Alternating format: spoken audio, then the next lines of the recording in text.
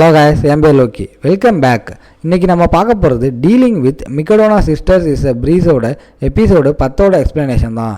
நீங்கள் ஒருவேளை episode 9 miss பண்ணியிருந்தால் வருத்தப்படாதீங்க, செக் பண்ணிக்கோங்க. வீடியோ பிடிச்சிருந்தால் லைக் பண்ணுங்கள், நம்ம சேனலை சப்ஸ்கிரைப் பண்ணி அப்படியே சப்போர்ட் பண்ணுங்கள். உங்கள் ஃப்ரெண்ட்ஸுக்கும் மறக்காமல் ஷேர் பண்ணுங்கள். சரி வாங்க, டைம் வேஸ்ட் பண்ணாமல் எபிசோடுக்குள்ளே போகலாம். எபிசோடோட ஸ்டார்டிங்கில் இந்த இடத்துக்கு நம்ம ஆளுங்களும் வந்துடுறாங்க. இதுக்காகவே ரொம்பவும் நல்ல ஒரு அவுட்ஃபிட்டையும் போட்டு வந்திருக்காங்க. இன்னமும் அவங்களுக்கு புரியலை இந்த மாதிரி நம்ம ஹீரோ என்னதான் இங்கே பண்ணியிருக்கான்னு. அவன் ரொம்ப நேரமாக அங்கே வெயிட் பண்ணுறான், அவங்களால நம்ப முடியலை. கசுக்கி இப்போ ஒரு பையன் கூட டேட்டிங்க்கு போகிறான்னு அந்த இடத்துல கசுக்கியும் வர கசுக்கியை பார்த்து அவன் ரொம்பவும் ஆச்சரியமாயிடுறான். ஏன்னா கசுக்கி ரொம்பவும் அழகாக இருக்கா, நான் எதிர்பார்க்கல, நீங்கள் உண்மையிலே அழகாக இருக்கீங்க. புதுப்பையா, நான் சொன்னேன்ல நம்ம யூ கிட்ட ஃபெமினன் சையோட அவள் பேசலான்னு ட்ரை பண்ணுறா. புதுப்பையா, நான் உன்னை யூன்னு சொல்லலாமா அப்படின்னு சொல்கிறா. அது மூலமாக எனக்கு என்னமோ அந்த ஹீரோயின் கேரக்டரோட நல்லா ஒன்றாக முடியும். கண்டிப்பாக நீங்கள் எப்படி வேணாலும் என்னை சொல்லலாம், நான் உங்களுக்கு ஹெல்ப் பண்ணுறேன். இந்த இடத்துல இதே மாதிரி அவங்க டேட்டிங் அங்கே ஆரம்பிக்கிறாங்க. அங்கே போகும்போது அவன் யோசிக்கிறான், இந்த டேட்டிங் ஒழுங்காக நல்லா போகணும்னு. இந்த இடத்துல இதே மாதிரி அவங்க போக ஆரம்பிக்கிறாங்க. இந்த சைடு அவங்களும் ஒரு விதமாக யோசிக்கிறாங்க, என்ன இது அவங்க ரெண்டு பேரும் இப்படி போகிறாங்கன்னு. அங்கே ஹீரோவும் ஸ்மைல் பண்ணிக்கிட்டே போகிறான். அங்கே படிக்கட்டில் இறங்கும் போதே அவ சொல்கிறா, பார்த்து என்னோட கையை பிடிச்சி பொறுமையாக வா. அட கசுக்கி, நீங்கள் மாற்றி பண்ணுறீங்க, இதை நான் பண்ணணும். ஐயோ, நான் மறந்தே போயிட்டேன். அதே மாதிரி நம்ம ஹீரோவும் அங்கே ஹெல்ப் பண்ணுறான். அங்கே இதுக்கப்புறம் ஒரு ஷோவும் நடக்குது. அங்கே ஃபெமினனாக தெரியணும்னு அங்கே ஏகப்பட்ட விஷயத்தை அவள் ட்ரை பண்ணுறா. அவளுக்கு புரியலை எப்படி மென்ஸை அட்ராக்ட் பண்ணுறது, ரொம்ப க்யூட்டாக இருக்குதுன்னு. கசுக்கி, நீங்கள் நீங்களாக இருந்து என்ஜாய் பண்ணுங்க, அது போதும். அந்த இடத்துல டால்ஃபினும் பயங்கரமாக குதிக்குமா. இனி எல்லாமே கசுக்கி மேலேயும் ஹீரோ மேலேயும் படலாம்னு போகும்போது கசுக்கி மேலே வந்துடுறா. என்னோட கேர்ள் ஃப்ரெண்டு உண்மையிலே கூலாக இருக்கா. அந்த இடத்துலையும் நம்ம கசுக்கி தப்பு பண்ணிட்டா. அங்கே ஹீரோ தான் இப்படி பண்ணணுமே, இதனால் அங்கேயும் ஒரு மாதிரி ஆயிடுது. நெக்ஸ்ட்டு சீனில் இதே மாதிரி தான் போட இடம் முழுக்க அவங்க சொதப்ப ஆரம்பிக்கிறாங்க. ஷாப்பிங் பேக்கை நான் பிடிக்கிறேன்னு சொல்லிக்கிறது, ஃபுட்டு விஷயத்தை ஆர்டர் பண்ணுறது. அங்கே சாண்டில்னால் அவளோட காலில் அங்கே பிரச்சனை வந்திருக்கும். இதனால் அவங்களோட டேட்டிங் அங்கே டேட்டிங் மாதிரியே போகலை, ரொம்பவும் கிரிஞ்சாதான்ப்பா இருக்குது இதை பார்க்கும்போது. இந்த இடத்துல நம்ம ஹீரோவும் சொல்கிறான், கொஞ்ச நேரம் வெயிட் பண்ணுங்க, நான் ரெஸ்ட் ரூமுக்கு போயிட்டு வந்துடுறேன் அப்படின்னு சொல்லிட்டு அங்கே போயிடுறான்.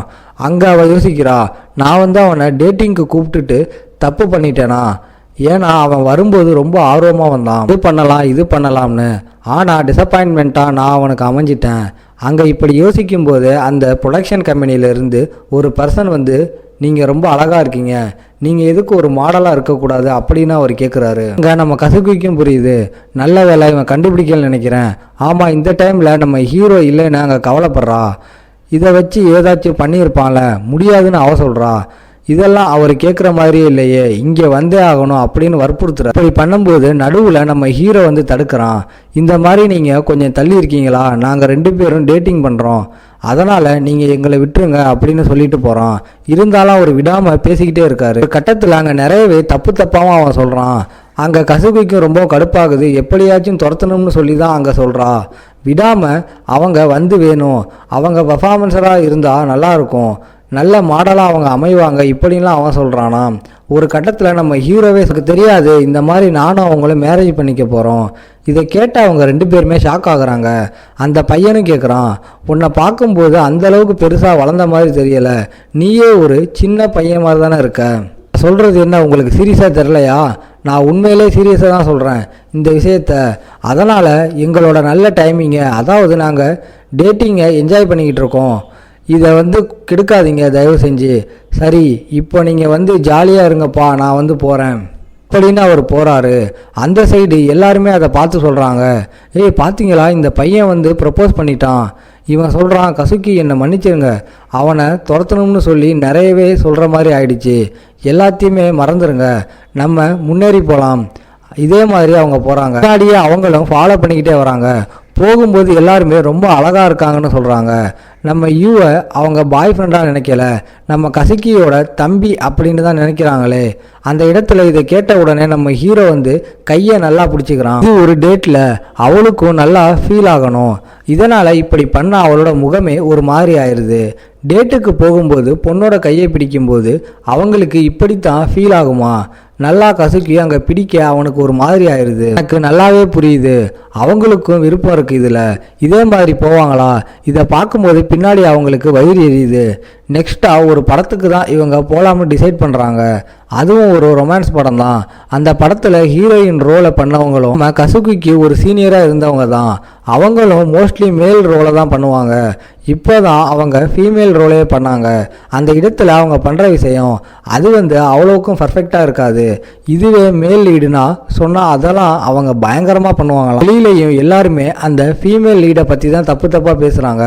அந்த லீடுனாலேயே எனக்கு என்னன்னு தெரியலப்பா, கான்செப்டுக்குள்ளே என்னால் போகவே முடியலை. அதே மாதிரி அந்த ஃபீமேல் கேரக்டர் வந்து அந்த அளவுக்கு க்யூட்டாகவும் தெரியல. இப்படின்னு அவங்களாம் தப்பாக பேசிக்கிட்டு இருக்கும்போது கசுகிக்கு மிக்டோனா சொன்ன விஷயம் ஞாபகத்துக்கு வருது. கசுகி, நீ வந்து ஒரு ப்ரோட்டேஜ், அதனால் எந்த ரோலாக இருந்தாலும் நீ வந்து பண்ணணும் அப்படின்னு அவர் சொல்லியிருப்பார். அந்த இடத்துல ஃபைனலாக ஒரு இடத்துக்கு வராங்க. கடைசியாக அவங்க இதில் தான் போகணுமே. போகும்போதே ஒரு 2 ஆளுங்க வந்து சொல்கிறாங்க, கடைசியாக நியூ கப்புள்ஸ் எல்லாம் யாரெல்லாம் இதில் போகிறாங்களோ அவங்களோட லவ் வந்து உண்மையிலேயே நல்லா நீட்டிக்குமா. சொன்ன உடனே அவங்களுக்கு இன்னமும் ஒரு மாதிரி ஆயிடுது. நம்ம யூவும் இழுத்துட்டு போயிடுறான்.